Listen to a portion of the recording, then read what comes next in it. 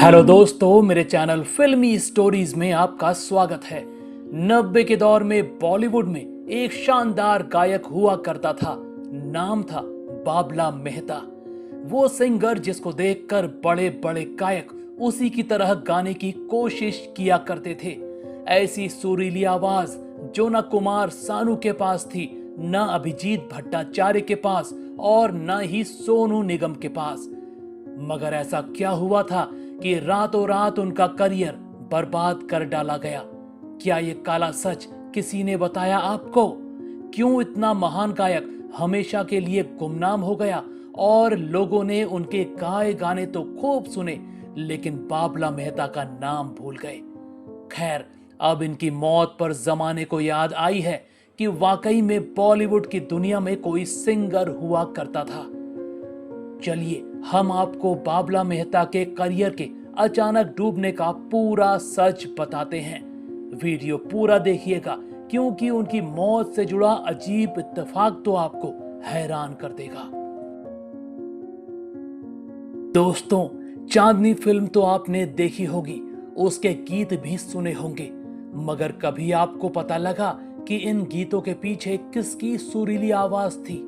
वो बाबला मेहता की गायकी थी जिसने आपको किसी दौर में दीवाना बना डाला था। वो सिंगर जो दिल्ली में पैदा हुआ, गानों का शौक लगा पिता को देखकर, जो बैंक में नौकरी भले किया करते, लेकिन दिल हमेशा पुराने फिल्मी गानों में लगा रहता। घर आते और मन्ना डे की आवाज वाले गीत सुनते रहते। बस पिता को अक्सर गीत सुनता देख देख कर बाबला मेहता के दिल में भी गायक बनने का शौक कब आ गया, उनको खुद पता न लगा।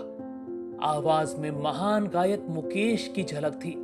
गाना शुरू किया स्कूल कॉलेज से लेकर छोटे छोटे फंक्शंस में। फिर लोगों ने हौसला दिया कि बंबई जाओ, तुम्हारी आवाज हिट हो जाएगी। 80 के आखिरी दशक की बात होगी।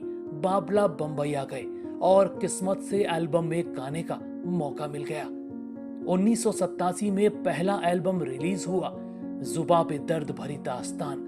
इस एल्बम को खूब पसंद किया गया। बाबला की आवाज में मुकेश जैसा दर्द था। बात हुई कि क्यों ना मुकेश के सदाबहार गीत गाए जाएं बाबला की आवाज में। बात बन गई और 1988 में मुकेश की यादें एल्बम आया, जिसमें बाबला मेहता की आवाज संगीत की दुनिया में गूंजने लगी। मगर इनका नाम हुआ उस फिल्म से जो यश चोपड़ा का ड्रीम प्रोजेक्ट थी। यश चोपड़ा फिल्म बना रहे थे। शिवहरी, हरिप्रसाद चौरसिया और शिव कुमार शर्मा जैसे दिग्गज फिल्म के लिए संगीत की कमान संभाल रहे थे। उनको एक गीत के लिए ऐसा सिंगर चाहिए था जिसकी आवाज नई हो, लेकिन जो कम से कम लता मंगेशकर जैसी सुरों की मलिका के सामने गा सके। किस्मत से बाबला मेहता की आवाज सबको पसंद आ गई और उनको वो गीत मिल गया जिसने रातों रात इनको संगीत की दुनिया में पहचान दे दी थी। वो फिल्म थी चांदनी और गीत था तेरे मेरे होठों पे मीठे मीठे गीत मितवा। गीतकार, संगीतकार और बड़े बड़े फिल्म डायरेक्टर इनके बारे में पूछने लगे थे। ये बाबला की आवाज का ही जादू था कि आर.डी. बर्मन जैसे संगीतकार ने उनकी आवाज सुनते ही अपनी फिल्म जीने दो का एक गाना उनके नाम कर दिया था। 1990 में आई फिल्म में उनका गीत था सारी रात गुजारी मैंने देख चांद की बिंदिया। बाबला मेहता संगीत की दुनिया में धीरे धीरे मशहूर हो रहे थे और बॉलीवुड में म्यूजिक के बेताज बादशाह बन जाते अगर उनके साथ एक म्यूजिक डायरेक्टर ने साजिश न की होती।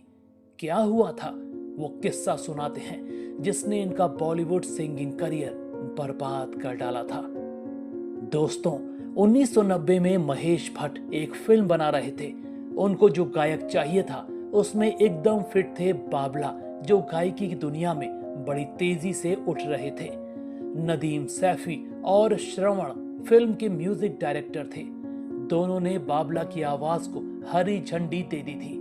आलम यह था कि उनको फिल्म के सारे गाने मिल गए थे। वो फिल्म 1991 में रिलीज हुई थी। नाम था दिल है कि मानता नहीं। जी हाँ, सुपरहिट फिल्म के सारे सुपरहिट गीत बाबला मेहता की आवाज में रिकॉर्ड हुए थे। यहाँ तक कि दिल है कि मानता नहीं कि कैसेट जिनमें बाबला की आवाज वाले गीत थे वो मार्केट में आ भी गए थे। मगर अचानक म्यूजिक डायरेक्टर नदीम सैफी ने उनके साथ साजिश रच डाली। नदीम ने रातों रात मार्केट से बाबला की आवाज वाले सारे कैसेट वापस मंगवा लिए।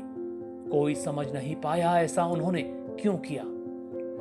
कोई कहता है आशिकी के गानों से अचानक कुमार सानू की आवाज हिट हो गई थी, इसलिए नदीम ने रातों रात बाबला को हटाकर सानू को रख लिया था। कोई दोनों की अनबन की बात कहता है, लेकिन नदीम ने बाबला मेहता को धोखा क्यों दिया ये सच कभी सामने नहीं आ सका। दिल है कि मानता नहीं कि सारे गाने दोबारा कुमार सानू की आवाज में रिकॉर्ड करवाए गए। फिल्म का बस एक सबसे कमजोर गीत बाबला की आवाज में ही रहने दिया गया। गानों की कैसेट रिलीज होते ही धूम मच गई और कुमार सानू संगीत की दुनिया के सुपरस्टार बन गए।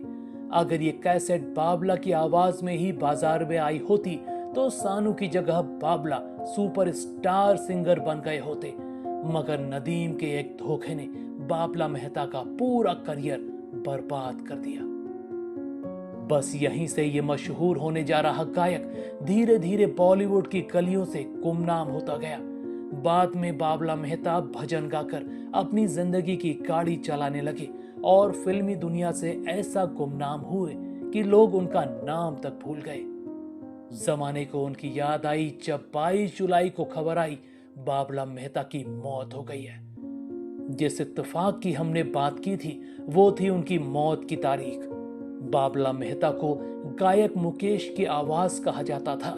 इत्तेफाक देखिए, 22 जुलाई के दिन ही दुनिया मुकेश की जयंती मना रही थी और इसी दिन बाबला की देह का अंत हो गया।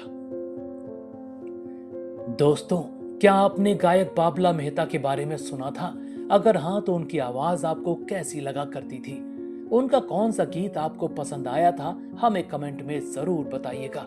साथ ही शानदार गायक की आत्मा की शांति के लिए कमेंट में प्रार्थना करना मत भूलिएगा। ऐसे ही और स्टोरीज को जानने के लिए आप मेरे चैनल फिल्मी स्टोरीज को सब्सक्राइब भी कर सकते हैं। बस बेल आइकन दबाना मत भूलिएगा।